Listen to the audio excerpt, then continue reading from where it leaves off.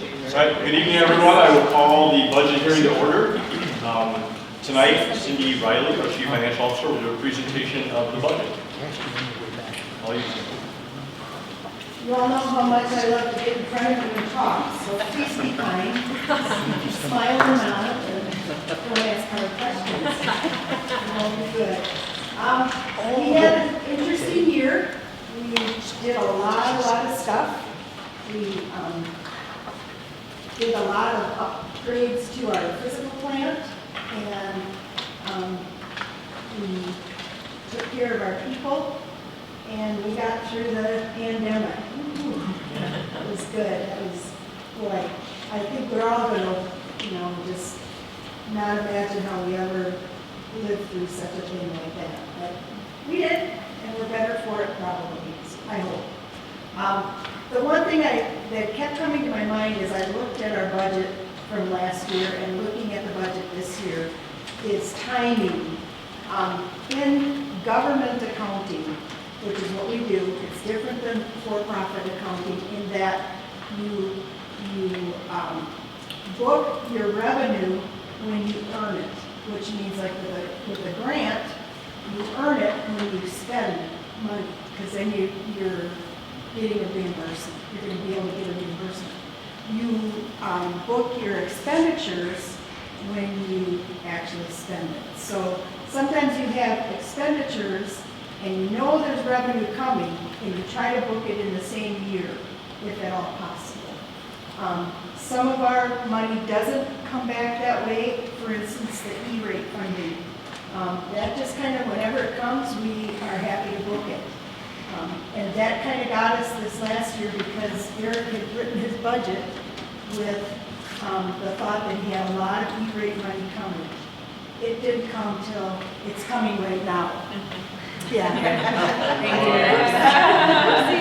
It's coming in right now, so it'll be cash that we have this year, but we couldn't book the revenue last year. And so when we look at our fund balance, it took a hit this year, or this last year, and we're hoping to not have that happen again. But I'm grateful that we had the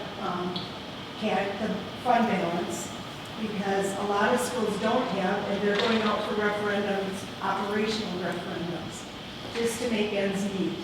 And we have not had to do that with our taxpayers, and I hope that we don't have to. I don't know if I should be talking to you guys or to you. Maybe I'll go over here.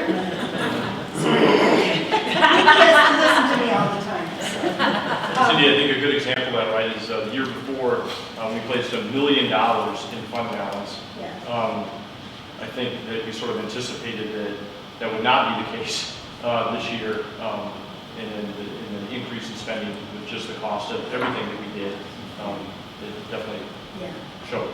Yeah, and so looking to this next year, I have been extremely conservative with our expenditures looking forward, which scares me. I have, in all of my years, I've always been very liberal with how much we're going to spend and conservative with how much we're going to take in. But this year, we're really starting to feel the pinch of not getting any new money from the state. And so that's going to mean all of us tightening our belts. At the same time, our needs for our students are just growing more and more. We have need for more safety things, need for more health, need for more teachers sometimes. We just need more people to do the work because the needs are so great. And so we're coming into a challenging time. But I think that we'll be okay. We just need to be smart about it, and we need to bring things forward as they come. If you look at, let's go to page 12 in your booklet. If you have these data charts. This is the other thing as I was thinking about timing, because we had to publish these a month ago, right, Katie? Yeah. So at that time, we had no idea really where our mill rate was going to be. in there, she had predicted about 5.3 to be our, we always just brought the year before forward. And she predicted 5.3. Our mill rate has actually come in this year at 4.956, which is it's about half what it was when I first came to Oklahoma. So, and the reason for that is that our equalized values have gone up. And when they go up, every $100,000 worth of property pays less of the total amount, or pays more of the total amount. So you don't need as much per 100,000. And I don't know if I'm saying that correct. We went up about 18% in equalized value this year for our property.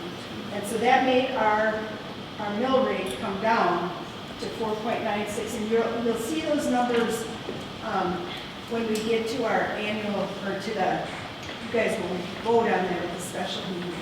But we didn't know at the time that we had to put this out, we didn't know where that was going to come out. That's good news for our taxpayers. That takes into account the things that we're hoping to do this year. The other thing is the local tax levy this year is going to be, at the bottom here it says 7.3 million. It's actually coming in at 6.98 million. And so taking less money, our state monies, our categorical aid and our general aid is going up about 500,000 this year. So, it looks better to the taxpayers. They're not paying as much of it because the state is paying more, which means we're probably paying it in another place, but not on our property. Cindy, can I say something? So I think what you were saying is like the property tax levy is divided by the valuation of property, which is about $1.4 billion. So that, because the property tax levy went down, the property value went up 18%, like Cindy said, then it drives down that mill rate times 1,000. And then, so what the community saw in the survey was 5.33, and that's what those figures were based off of. So now it'll be 4.96. 4.956, yeah, so that actually will make those monthly rates less. And that's what they were told us probably would happen anyway, so those were preliminary, but this should be a little more accurate now. And it's how it is with all of this. As you get closer to the time that you're actually doing things, the picture gets more clear.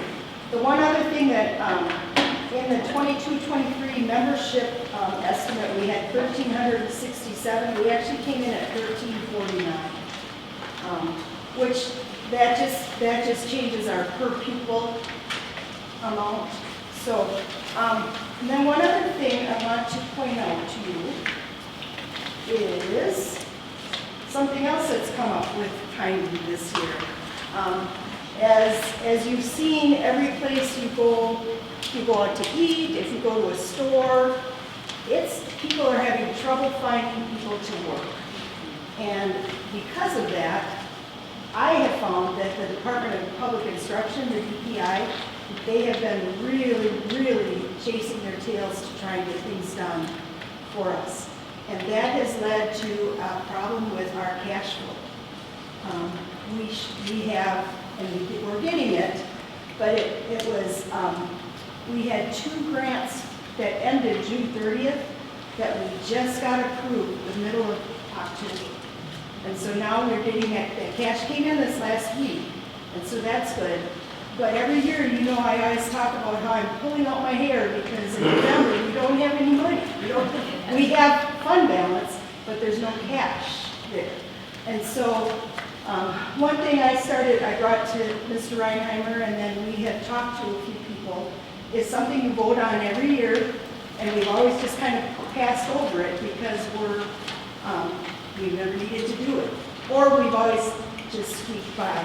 But if you look at page 2 for the annual meeting agenda, and you look at 9G, approve resolution to borrow money if necessary to operate until taxes and the aids become available.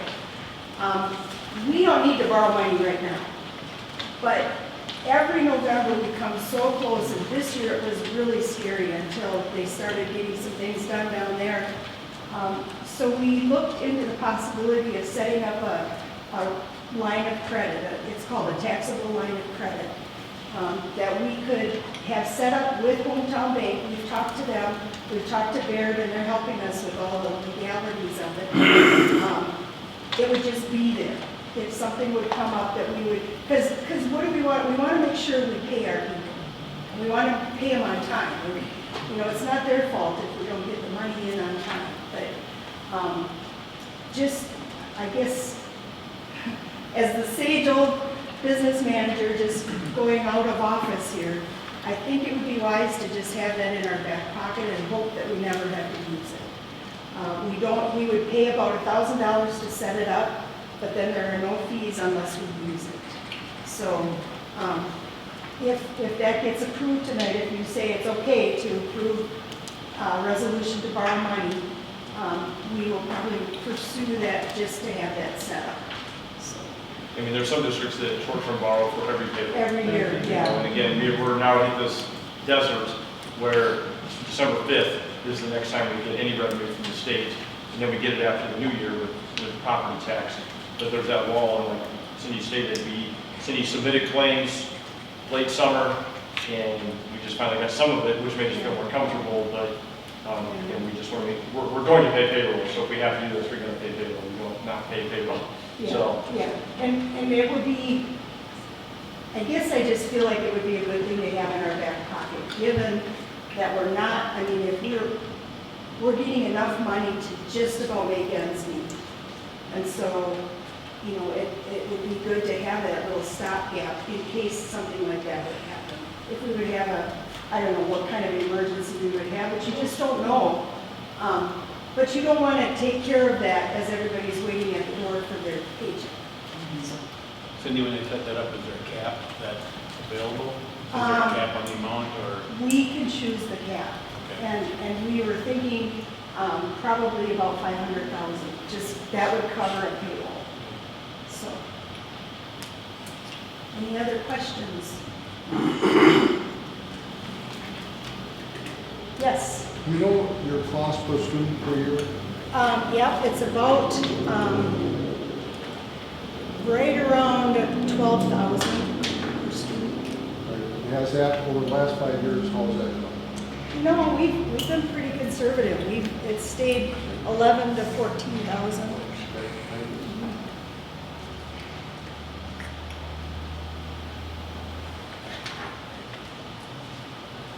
And also Cindy, you mentioned that Cindy also did, through all this fund balance situation, she did put 400,000 in Fund 46.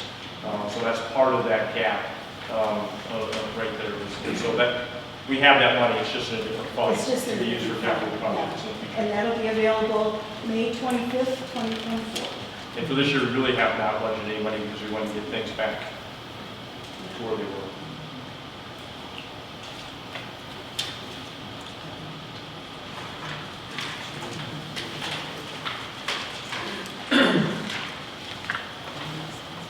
Anything else? Cindy, and I give Cindy credit, I mean, you know, when you look at I see it as $1 million. So, you know, we got $1 million into fund balance last year. Really $1 million came out of fund balance this year.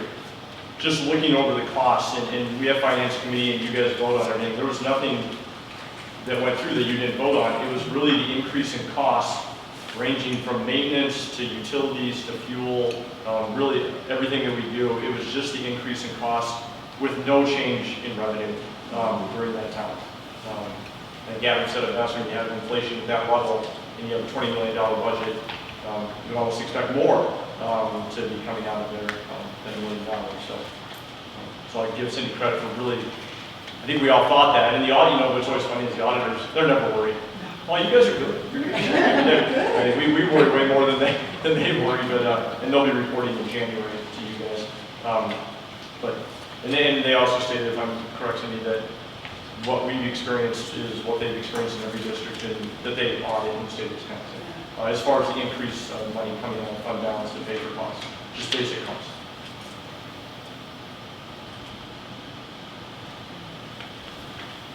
it doesn't make sense that you can live at the same dollar amount. When I came here, our budget, our annual budget was about 14 million in general fund. And this year it's 20 million. And we've had to, we've been very conservative. And you think about 13 years and the way that prices have gone up, and yet we've been able to hold the line. I And just have a quick question. Yeah. So of the roughly $1.5 million less than actual that we're budgeting for next year for expenditures, almost $1 million of those dollars are out of that GL 250 for business administration. What is the logic behind that? How is that going to be, 30% less page 7? Under support services, 250. Well, a lot of what happened there, Adam, was ESSER. Perfect, okay, that's what I figured. Yeah, Perfect, okay. yeah. So it was, That's why it's so much higher than yeah, it was 2 just years higher ago. last Perfect, year, okay. yeah. Yep. Okay. So we're just at ESER 3 now, right, Cindy? ESER 1 and 2 is 1 and closed. 2 were done, 3 were about 500,000 in. Yeah. And 2.7 million.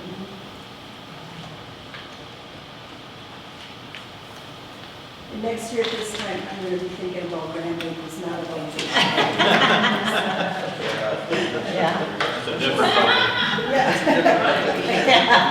Any other questions from any of you guys?